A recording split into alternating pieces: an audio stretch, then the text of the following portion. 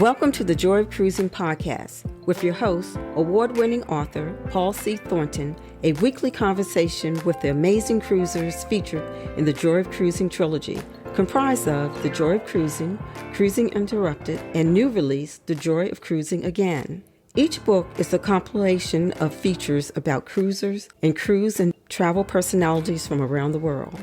It's the next best thing to cruising, hearing about cruising from the unique and diverse perspectives of Paul's amazing guests.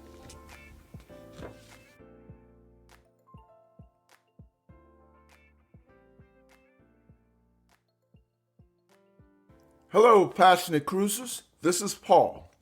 This week, I am delighted to welcome to the Joy of Cruising podcast, Dave Monk, the embodiment of the blog Shipmonk.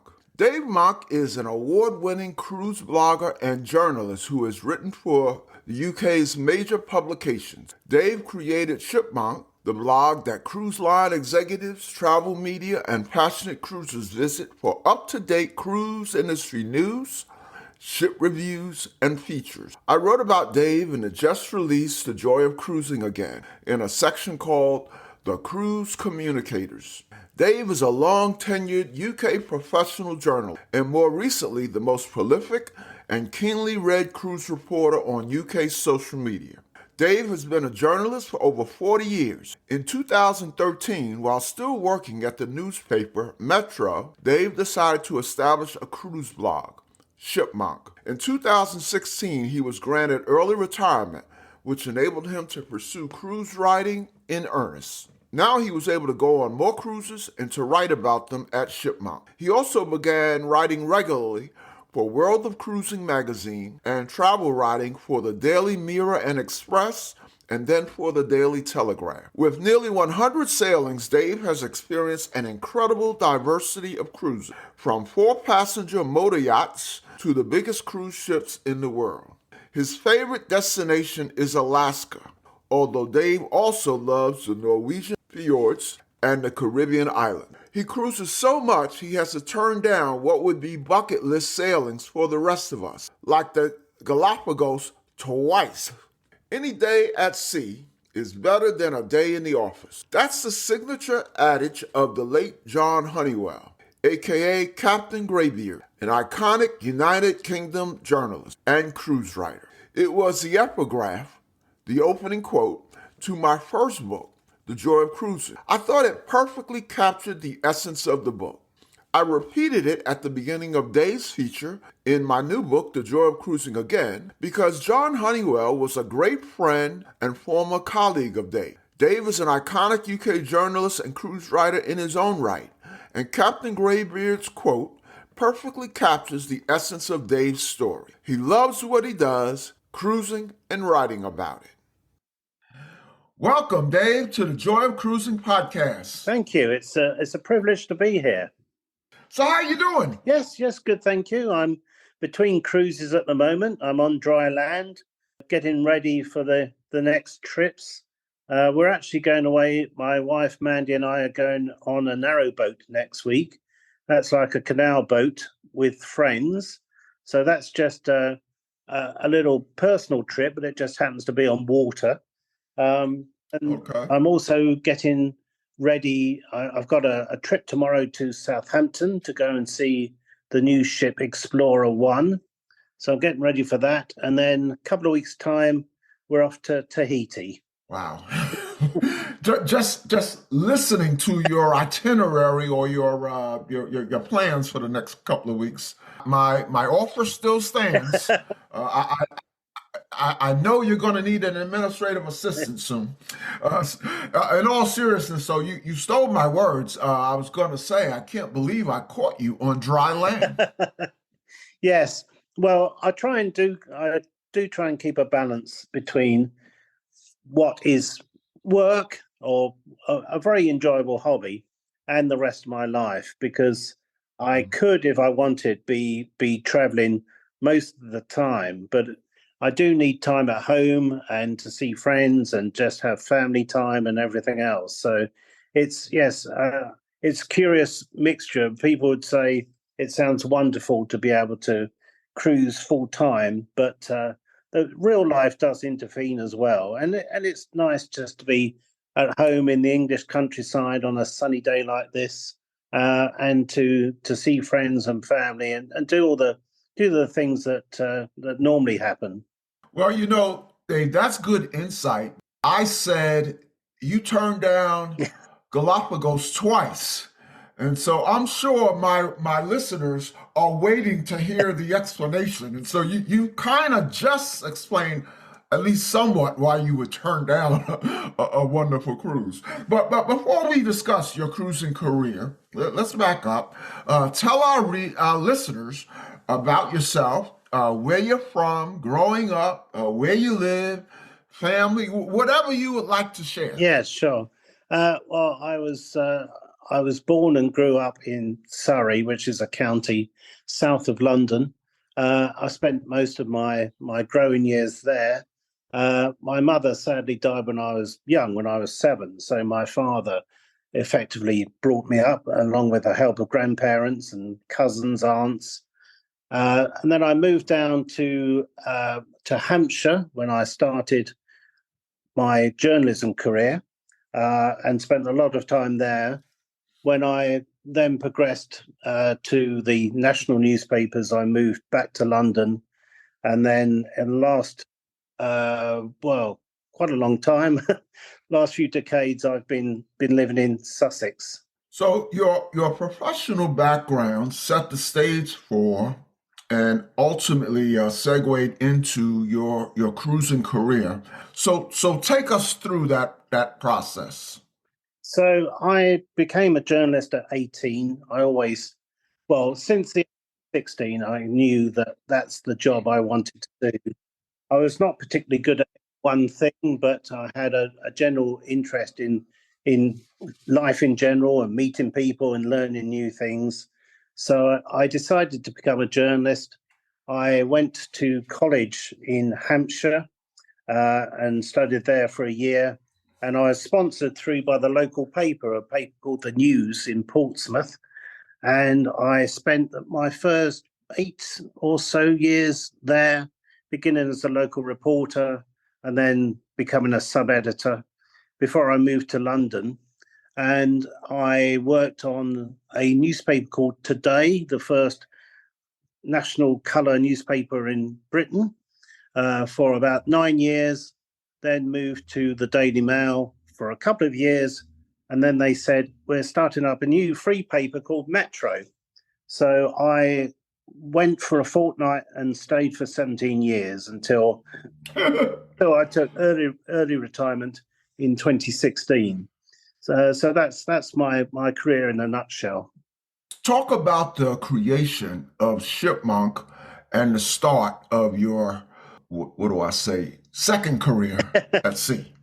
Well, I took my first cruise in 2004. It was a press trip. So this is a trip that newspapers are invited to send journalists on to report and review them. And in those days, on national newspapers, especially one with a small staff like Metro, the trips were offered around. It wasn't only the travel editor who took them. And I was given the chance of going on a 3-day cruise from Barcelona to Corsica and Marseille, I think it was. So it's like a long weekend trip, and this kind of comes into the cruise career as well. Is that once I did that, it's a bit like crack cocaine. You have a dealer, you have the cruise companies who say, well, you seem to enjoy that. Would you like to come on a 7-day trip to the Caribbean? And then you get invited by other cruise lines to other events and to other cruises. You become one of a relatively small clique of cruise writers, cruise specialists, particularly within the UK. And so over the years, I became invited to more and more things, and I went on more and more cruises and ship launches, christenings, and everything else. And there was only a certain amount that the the newspaper Metro wanted to do with cruising. And so in 2013, I set up my blog, Shipmonk.Co.uk, and that gave me another place that I could use these stories and information that I had and do reviews and talk about ships. And I set up my social media on what was then Twitter, and we now call X, Facebook, Instagram, and they're all called Shipmonk. And so when I took early retirement in 2016, I thought this is a chance for me to do full-time, or as full-time as I would like, the hobby that I enjoy doing. So since then, I've been writing for World of Cruising, Daily Express, Daily Mirror, Daily Telegraph, Daily Mail, and lots of other outlets. And it's obviously something I enjoy doing. It's a great gig to have, and part of the reason for that is unlike other press trips where normally only the journalist is invited. I get the chance to take my wife Mandy on many of the trips. We pay for her flights and things like that, but it gives us a chance as a couple to experience cruising the way that other passengers do. So as well, Yeah, that's a nice side benefit. it is. I mean, it's nice enough to just be a journalist on a cruise, but then to be able to take your spouse, that's nice. Yeah, it's very nice, and she's not invited to every event, ship launches, christenings, things like that. Often it's just the journalists themselves invited. But with the longer trips and the trips that we take together without other press involved, and that is great for me. I'm kind of on duty because obviously I have to write about it at the end of the day, and also I'm doing social media and everything else. But Mandy comes along as my plus one. So how would you characterize the style and composition of Shipmonk? Well, my background is news. I started off as a news reporter and I was a news sub-editor.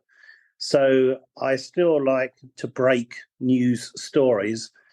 Most of the time that is through social media, through X and Instagram and Facebook and LinkedIn as well. But so my blog is a mixture between news stories and reviews. And the reviews I do, I try to keep in a reporting style. Obviously, I like to inject a bit of color and personality and style. But what I would like people to take away from what I do is to get the information that they need to assess whether something is good for them. I can say, it was marvelous for me, or I did this, or I did that. But as a reader, what I want to know is it suitable for me? Is it the right cruise, the right holiday that I would enjoy? So that's the information that I try to impart. When I featured you in the Joy of Cruising again, two discussion items came up that I'd like you to share with the listeners because I found them to be very informative. Or the second one I found to be very informative. The first one that I'll bring up, I just scratched my head. So I just want you to say more. So the two discussions that stuck with me, the first is, as I mentioned, you turned down Galapagos twice. Come on, Dave, you got to talk about that. Yes, well, it's one of those things in the line of work I do. Trips, cruises are like London buses. You wait for ages, then two come along at once, and that's what happened with Galapagos. It was last year, I think it was maybe the year before, that I was asked twice within a short space of time to go on these wonderful life-affirming bucket list trips. But both times, for different reasons, I had to turn them down. And it's to do with a clash of dates. I had other invitations that for the same time, which I couldn't or didn't want to turn down. And also there's personal things going on,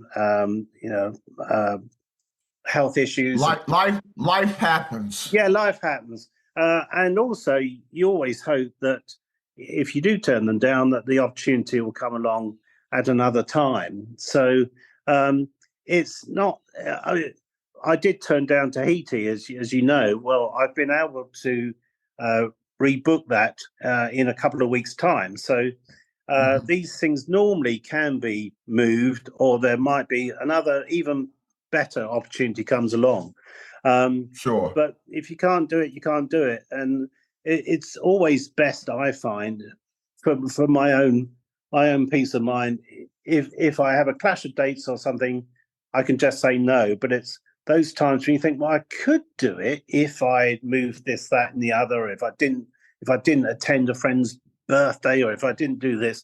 But and sometimes it is heart-wrenching to make a decision. But yes, it's if it comes along and I simply can't do it, at least I can turn it down without aching about it afterwards. A second interesting discussion we had was of ship launches, christening cruises, and inaugural cruises. I found it very informative, and so many cruisers use those terms interchangeably. So I suspect the many of the listeners need some help in distinguishing between those terms. So educate us. Yes. Well, the cruise industry itself doesn't really agree. Different cruise lines use different phrases for different things.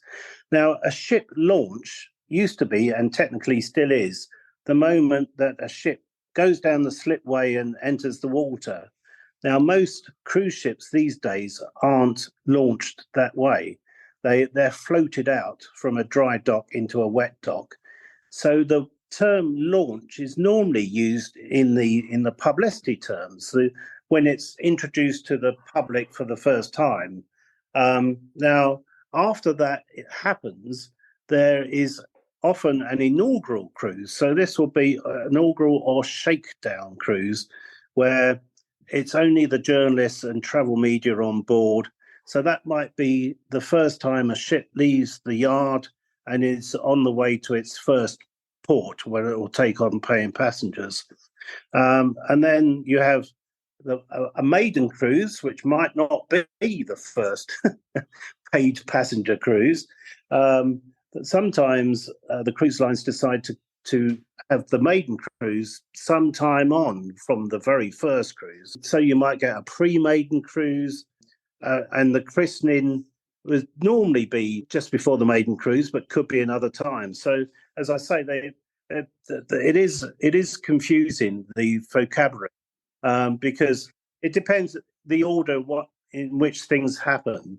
And if a ship is delivered early, there might be several pre-maiden cruises. They call them sometimes inaugural cruise, but the shakedown cruise, the very first cruise, is normally the one that journalists and travel agents go on. And part of the reason they call that a shakedown cruise is that it literally is. It's the first time that the crew have passengers on board. So everything is being tested, all the systems, the restaurants, the Wi-Fi, disembarkation, embarkation, everything is being tested. So it might not be a perfect cruise, because obviously they want by the time paying passengers get on, they want it to be perfect then. One of the things about American cruise lines is that a lot of the ships are built in Europe. So they're kind of launched, publicly announced, and the shakedown cruise, inaugural cruise, might be in this side of the Atlantic. But of course, they like to do the christenings, the maiden cruises from Miami or other places in Florida, other parts of the States. So that's why often the maiden cruise is kept until later. With Katy Perry and her mate, Yeah. what's his name? Orlando Orlando Bloom. Bloom, yes. And they stayed on the ship. Yeah. And they even played in what was it, Family Feud or Price is Right or something like that. Yeah. You told me. Price is Right. Yeah. Yes. So that. So that was a case where the godmother stayed on the ship and went on the main cruise. Yeah. Okay. Yeah. Okay. She did.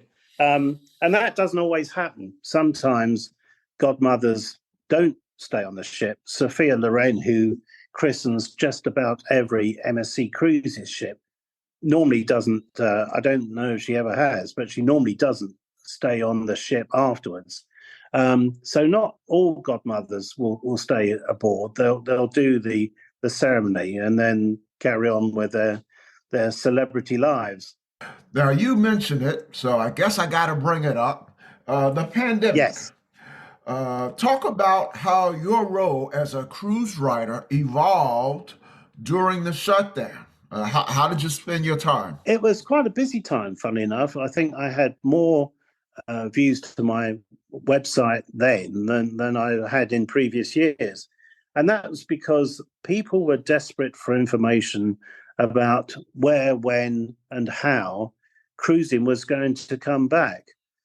As you may recall, in the beginning, cruises were cancelled by individual lines, often for just a couple of weeks at a time. And there was always the hope that next month or the month after that, service would be returned to normal.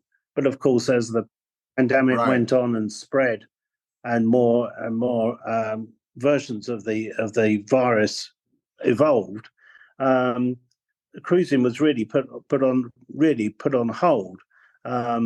So there was a lot of interest in what individual lines were doing, what their plans were, when they planned to return, and I was constantly updating stories for the Daily Telegraph in particular, and on my own blog, just trying to give the information as it evolved on how the cruising would return.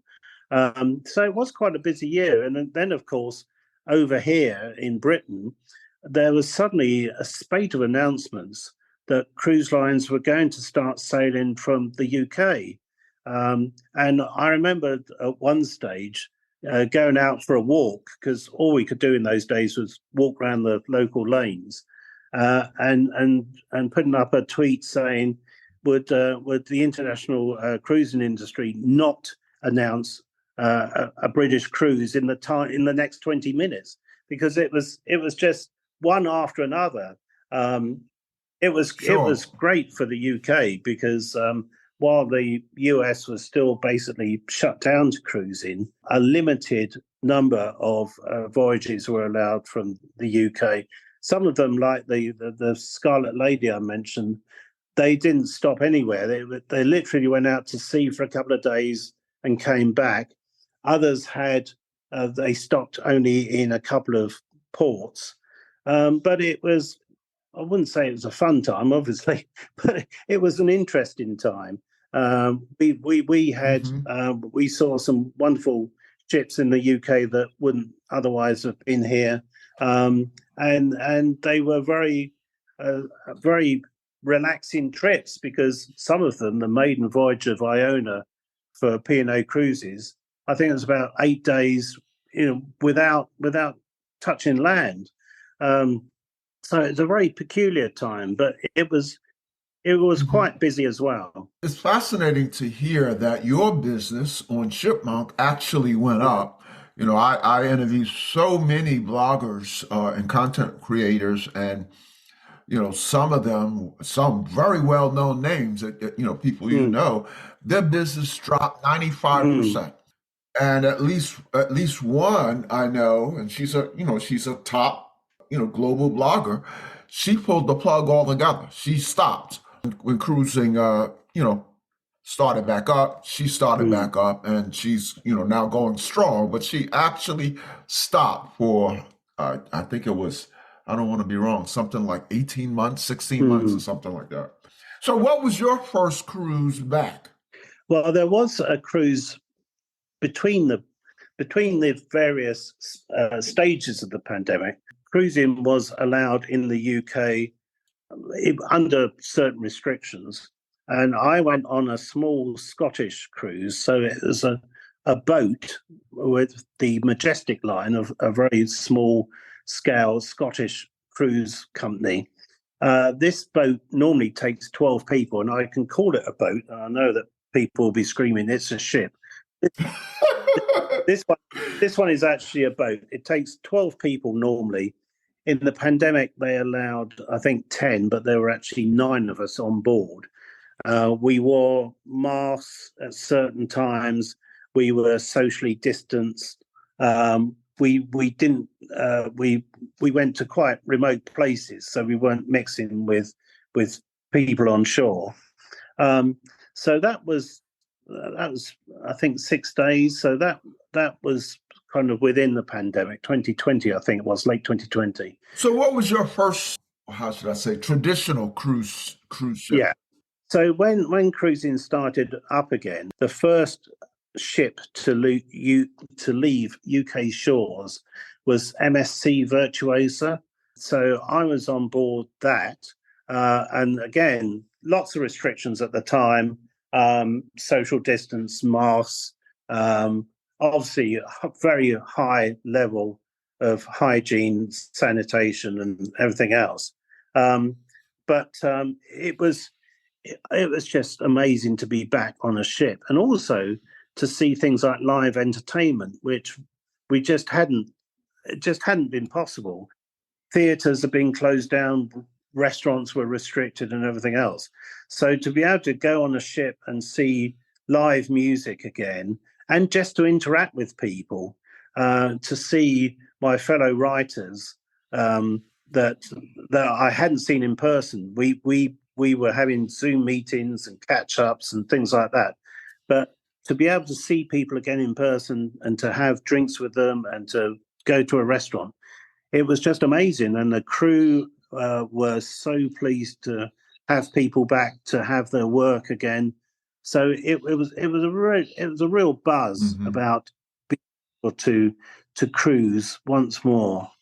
Yeah, as you know, a good, I would say, third of the features in the 3 books are about cruise personalities or passionate cruisers from UK, and so I've interviewed a lot of folks about the post COVID restart, and there were a lot of people I know on that MSC Virtuoso. I'm sure there were a lot of people as well. So, there were. Yeah. So subsequent to the startup, and now that things are kind of normal, give us some highlights of some of your post-pandemic cruises, because you go on, some wonderful, wonderful ships. You got the pick. So what stood out? This year, for example, I've done some what I didn't even realize at the time would be bucket list trips. One of them was around South Africa and Namibia. That was with Norwegian Cruise Line.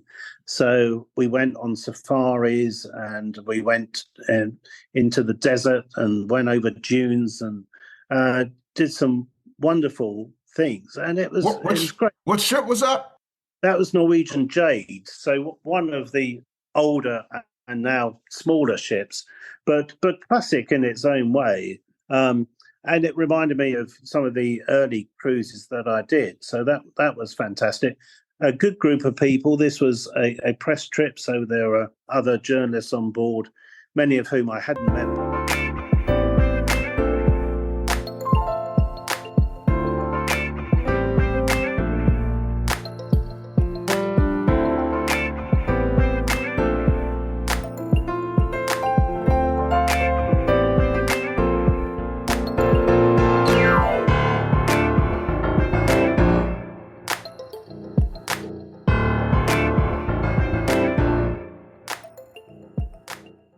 And then about a week after that, I went to the Arctic Circle. Oh, wow. With that's on my bucket list. Again, this was a press trip. We flew into the north of Norway within the Arctic Circle, and this was a company called Havila, which is a Norwegian coastal cruise line. So they serve the 34 ports between Bergen and Kirkenes.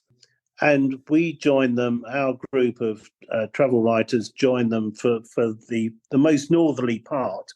But within that trip, we went dog sledding. I was in control of my own dogs. We went on skidoos. We did all sorts of wonderful sort of winter things, and it was a very memorable trip. And having been in the tropics just a couple of weeks before, it was quite a contrast. Was that your first time dog sledding?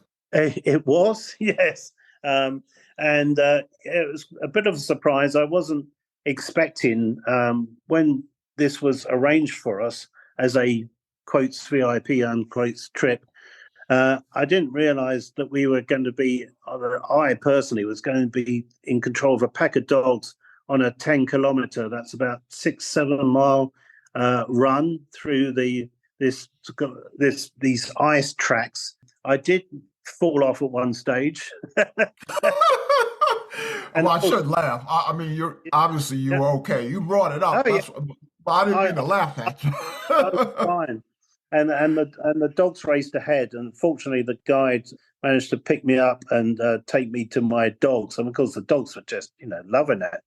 Did you spend any time in advance? Do they train you? I mean, that sounds fascinating, Yeah. But it seems risky.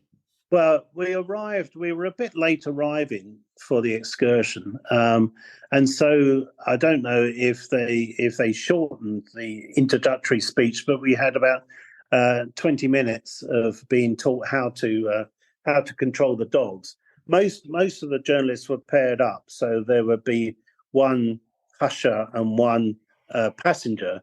But I had the privilege of having just my own sled.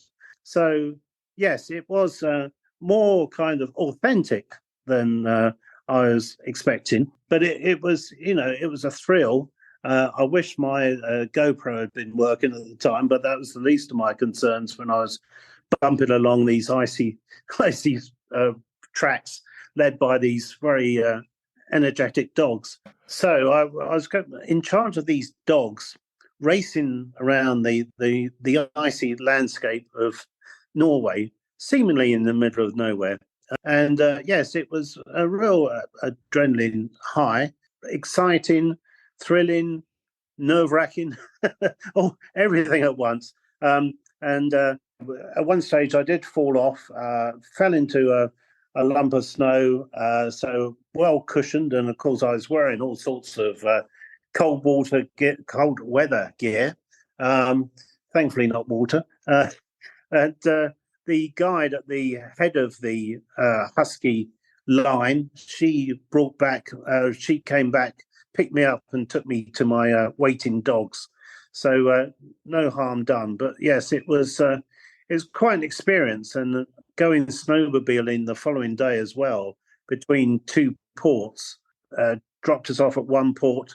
We went off to on a coach to the snowmobile centre, and then rode, again my first time ever on a snowmobile, to the next port. And as we came over the brow of a hill, we could see the ship coming in the distance to pick us up. So that was a real experience as well. Wow, that sounds like fun. Hey, let me go back to the dogs. When you fell off, did the dogs know to stop, or did someone yell out an order? No, the dogs just merrily carried on.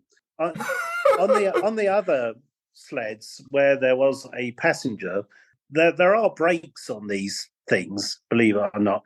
And the person in control of the sled, there are a couple of brakes you can use, but because I fell off, I was unable to use them.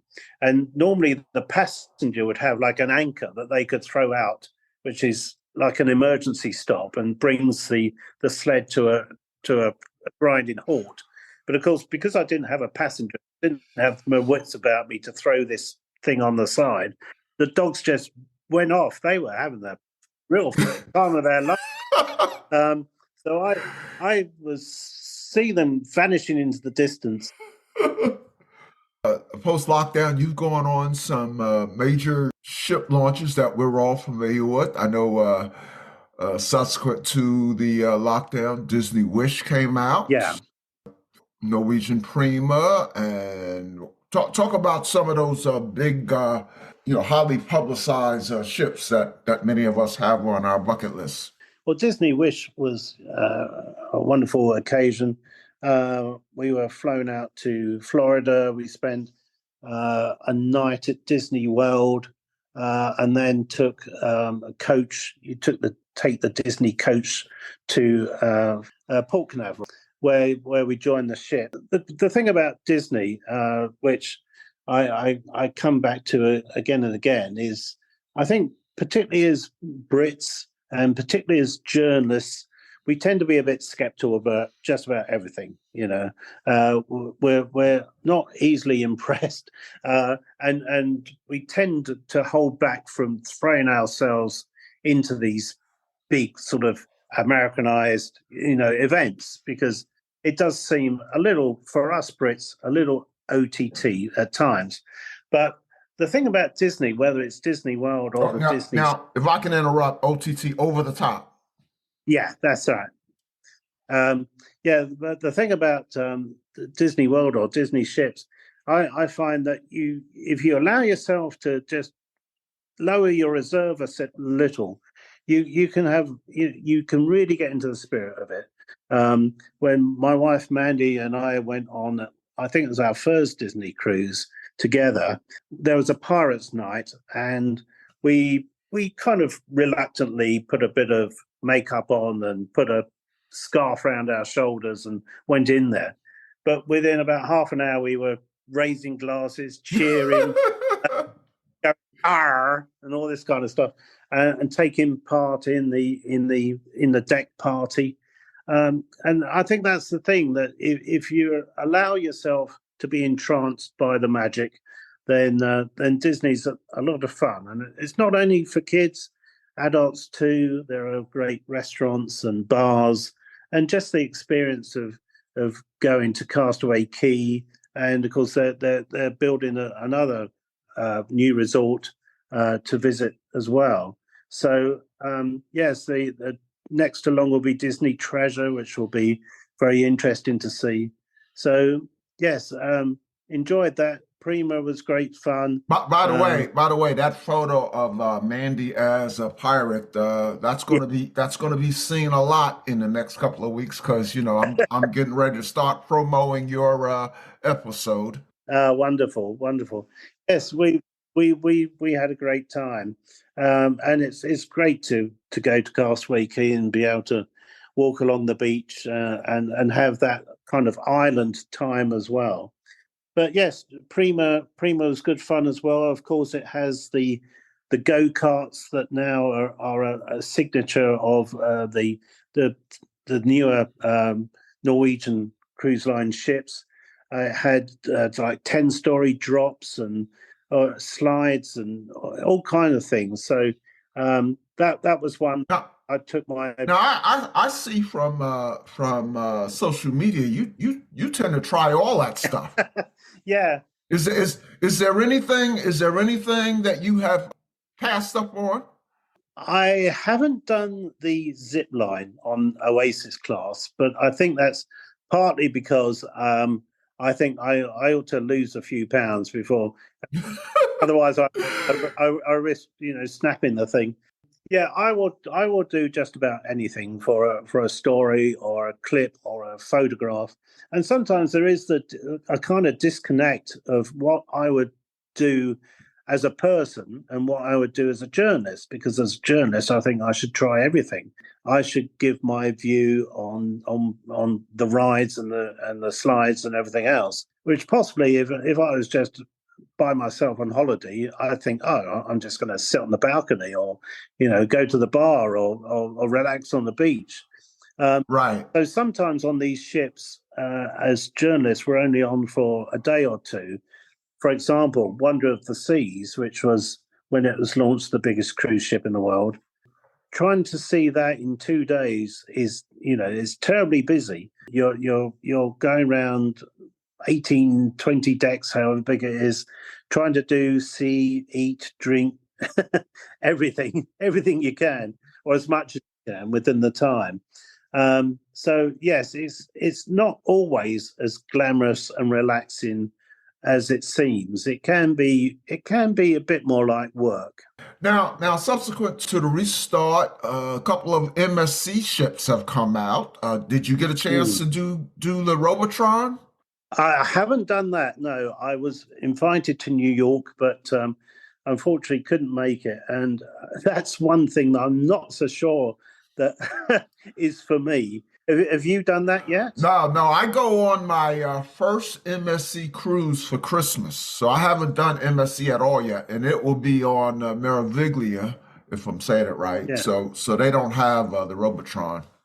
I did go. I went for the christening of MSC World Europa in Qatar, which was quite a thing at the time. And the story in the UK was that the English wives and girlfriends of the footballers taking part in the Soccer World Cup were on board this ship, or were going to be on board this ship. So that was quite a thing. And again, a huge ship, lots to see and do. And so that was quite a thing. I did previously go to a christening in Dubai, and I can't even think which MSC ship there was. They bring them out so often. They're always bringing out new ships. I think it was Virtuosa. There's a case in point where Virtuosa had been sailing for some time at that stage, but the actual christening was done sometime later, partly because of the pandemic. Okay. The MSC ships, it would be interesting to hear your view on it. Particularly Americans, I find it's a love it or hate it type thing. That's what I found. A lot of mixed reviews. So, I'm taking my family, my extended family. So we're going to have a good time no matter what. We did this. In fact, the way the Joy of Cruising books originated, we did an extended family cruise in Christmas of 18. And the Joy of Cruising series is a direct result of that cruise. So we'll make it work. We'll make the best of it. What about another new ship? It just came out. Have you been on Viva yet? No, but looking forward to having the opportunity to go sometime. Just going back to MSC, I'm sure you enjoy it. I've always enjoyed the trips that I've done with MSC. It's quite European, which I think in some ways is where possibly some of the not criticism, but some of the unfamiliarity comes in. But I think they're fun ships. I'm sure you'll have a great time. But I do understand, a lot of things. It can be love it or hate it, and I think Virgin falls into that category as well. And thank heavens there is something new and different in the cruise industry, but that can quite divide people as well. Virgin is another one I haven't done, and I'm booked for. So, in fact, the next three cruises that I'm booked for, I haven't tried that line. So I go on Virgin in April, and I check off 2 items. I've never been on a transatlantic, so that'll be my first transatlantic, and then that'll be my first opportunity on Virgin. Yeah, well, Virgin is, as I say, it's adults only. Some of the entertainment is quite near the knuckle, as we call it in Britain. It's if it introduces a new type of customer to cruising, maybe slightly younger audience, then it's all good. The more cruise lines, cruise ships, the more variety, choice there is. But that's why people like me, hopefully, can help people make the decision. What you don't want to do, and what the cruise lines don't want, is someone going on board who isn't going to like it. There's no point being on the wrong ship or the wrong cruise line. And so we try and give the information to allow people to make an informed decision about, is this for them? And of course, not every ship will be for any particular person. Now, you mentioned that your favorite place, or one of your favorite places, is Alaska. Yeah. Have you been to Alaska post lockdown? No, I haven't. And for us, of course, in the UK, it's quite a distance to go, getting across to the west coast of the US to either Seattle or Vancouver. But the times I have done it, I've done things like combine it with a trip on Rocky Mountaineer, which is a fantastic experience in itself. And one time we did a coach trip from Calvary across to, I think it was Jasper, and then caught Rocky Mountaineer. We've done both the Jasper and Banff itineraries of that wonderful train. And also one time we combined it with a post-cruise trip on the Alaskan Railway, or Railroad, I think. So how do you spend your time when you are not on exotic sailings or writing for Shipmonk?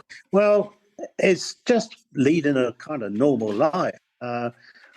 When you have a house to look after, a garden, friends to see, family to visit, and Mandy and I do like to travel within the UK as well to see friends. Also, when we do our Scottish trips on the Majestic line, we love to take a bit of a road trip, split it up over 3 or 4 days. From here to where we are to Scotland, it's minimal in kind of Northern American terms. It's probably 600-700 miles, but for us, that's quite a major epic journey. So we like to split it up and see parts of the country, Yorkshire, the Cotswolds, the Morecambe Bay, Lake District, that we don't often see. And I think it's great to enjoy one's own country as well. So yeah, we love going trips and catching up with old friends on the way. So let's talk a little bit about the future. A lot of the invitations I get tend to be quite short notice. So I've got a fairly blank slate for 2024. Lots of kind of invitations in the background that any time I would like to go on this ship or that cruise line. But I'm sure that offers will come in with, there's lots of, as you know, great ships launching next year. Icon of the Seas, Sun Princess, the Disney Treasure, and Queen Anne, the new Cunard ship. So I think I'll keep busy. Richard Branson, dancing on a table. Tell us about that. When I was invited to a shipyard visit to see I think it was the unveiling. I went to 2, but I think this particular one was the day that Branson unveiled the name of Scarlet Lady as the name of the first ship in his cruise line. And so rather than having a big press conference, Branson just kind of gathered us around, a few sofas, and we were just chatting to him. He didn't know what a godmother was. He didn't understand some of the lingo some of the vocabulary we were using, but it was kind of, it was quite nice and different in some ways. But of course, he's a great showman. He'll always do something for a photograph or a video. He then decided to get on one of these long tables. Lots of people were sitting along the table. Whether this was planned or not, I don't know, but it seemed spontaneous. And he started dancing along. It was a Rihanna song that was playing. And he decided to leap on the table and kind of dance along. So I spun round, grabbed I think it was my camera or my phone, one of them, immediately went on to video and kind of tracked him going along this table. And so, yes, I sold that to Mail Online. And I think you can still find the story. But it was great, of course. Branson is a love or hate him sort of person, but you can't deny he's a showman. He knows how to get the headlines and the coverage. Well, that's Scarlet Lady is the I said I was going to be trying Virgin Voyage. That is the ship that I'll be going on. It's an acquired taste, but it's for me. It's got a fantastic nightclub. It's very interesting. It doesn't have some of the things that you would normally expect on a cruise ship, like an observation lounge or big open windows. And there was a lot of initial criticism of the swimming pool for being so small. But what Virgin were after, and to a certain extent they seem to have achieved, is the pool is not a place to go and have a swim, far from. It's a kind of place where people gather, they dangle their legs in the water. It's like a focal area for they have these scarlet parties and people dance around, leap in the water and all sorts of things. So I think they're trying very much not to be. I mean, Branson even hates the word cruise, which is why it became Virgin Voyages. He wanted to bring in a whole new aspect to the industry. Yeah, I've been cruising for over 30 years, and maybe I shouldn't admit this, but you can count on one hand the number of times I've been in the pool. Well, Dave, before we let you go, a couple of fun cruise questions, and then perhaps an oddball question that doesn't have anything to do with cruising. So the first, pretty simple. It's just so I can get some ideas. I tell you, I just got off that Alaska cruise. I was on that cruise 16 days, and I pride myself in never ordering the same drink twice in one day. So this first question is to give me some ideas. What's your favorite cruise drink and cruise food? I like a Cuba Libre. I like rum and Coke, obviously, and so yeah, that would be kind of my go-to drink. Very simple, straightforward. Got a favorite food cruise dish? I love steak. So and a lot of cruise ships, as you know, have steak houses. So it's always great to go along and see how well they do it, how in what way they do it, what the sides are, and the extra dishes and everything else. So yeah, if I had to choose one meal, I think it would be steak. Okay. Second question: what's your most memorable, happiest, funniest, or even most embarrassing cruise or port experience? I was on a cruise line excursion. I won't mention which cruise line. We were at a private island, and there was the chance to go on a banana boat. Mainly younger people, mainly female. This speedboat took us out into the ocean near the ship, and of course, inevitably, the blooming thing capsized. So everyone else managed to get back onto the banana boat without trouble. I was left as the final person trying to get on. I had one handle to grab onto. The current was dragging me under. So, and these young people were kind of, saying, well, can we help? And I said, no worries. I'll swim over to the speedboat. So, which I did that. When I got to the speedboat, they looked at me like I'd kind of fallen out of the sky. And I said, well, don't you have a rope or a handle or a ladder or something I can use to get back on the boat? All they could find was this rope with no handle or anything on the end, just a rope. So I wound it around my wrist, and they started putting us back to shore. So on one line was the banana boat. On the other line was me being dragged along through the water. And of course, they wanted to get back fairly quickly, so they're going fairly fast. Now, unfortunately, I was face down in the water, and the water was going up into my mouth and up my nostrils and everything. So I thought, this isn't a great idea. So I flipped over onto my back, which was fine, except I suddenly realized that the speed of the boat and the strength of the current was dragging down my rather baggy trunks that I was wearing. So I had to then use my other hand to hold on to my trunks for grim life. It was mainly women on this banana boat, and they were shouting at me and saying, "Wave if you're okay." Well, I didn't dare wave, come wading out of the sea naked. And as we got near the coast, thankfully they launched a rescue boat, but much too late in the day. And I managed still by now my wrist was quite cut by this rope because I've been dragged all this way, but I managed to wade out onto the shoreline to a round of applause from everyone standing watching it go on. So thank God I managed to keep the trunks on. That was one of my most memorable, but rather embarrassing. Dave, as I was writing your feature, I'm sitting in a room typing, and my wife could just hear me laughing out loud. That was a laugh out loud moment. But a social media saying that has become popular in the last few years: photos or it didn't happen. Yeah, no.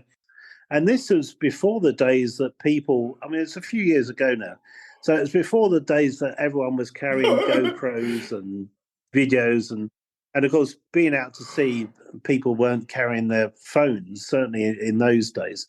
So, I haven't, thankfully, got the evidence. Well, but maybe you should be glad that it happened at a time just before everyone had a phone. Oh, absolutely. I'm very relieved for that. I know you have a lot of fans and followers, including many who are instrumental at the cruise lines. So welcome to the Shipmonk fans who are joining us today. Share one thing that my listeners and your fans don't know about Dave. Yes. Well, one thing that very few people know is that I have a double in the Harry Potter universe. There is a Dave Monk who worked for a newspaper called Metro, who... Wow. Yes. And this, I only discovered this one day by Googling my name and the newspaper Metro. And it turns out the backstory to that, if you Google Dave Monk, Harry Potter, it will come up. But the story behind it was that on newspapers, national newspapers, film studios, TV companies ask us to mock up front pages to use in their broadcasts. And I was asked to do this for Harry Potter. And I forget which film it was now, but it's one of the Harry Potter films. They wanted a front page mocked up of Metro to use on an underground railway scene on a tube train. So I mocked up this front page, and there wasn't a byline by so and so written on it. So I thought, I'll put by Dave Monk. No one's ever going to see this because it's going to be in the background of a film. But of course, little did I know that the fandom of Harry Potter have managed to make a whole backstory about this Dave Monk, this muggle that worked for Metro, with a wife and kids and all that kind of stuff. So if you Google Dave Monk Harry Potter, you'll find it all there. Oh, that's a great story. Dave, thank you for coming on the Joy of Cruising podcast, and continued all the best to Shipmonk. You are a leader in the cruise community, so we sure hope you will come back.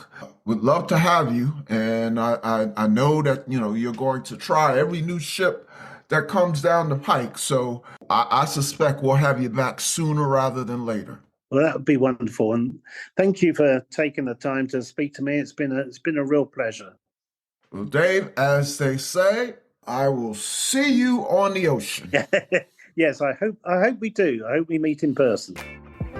The Joy of Cruising and Cruising Interrupted, each $16.99 plus shipping, and new release, The Joy of Cruising Again for $18.99, can be ordered at the link on thejoyofcruisingpodcast.com. For each of the 3 books, use the discount code Joy of Cruising Podcast and get $4 off. The Joy of Cruising books are also available at Amazon. Order the ebook at Amazon or your favorite online retailer.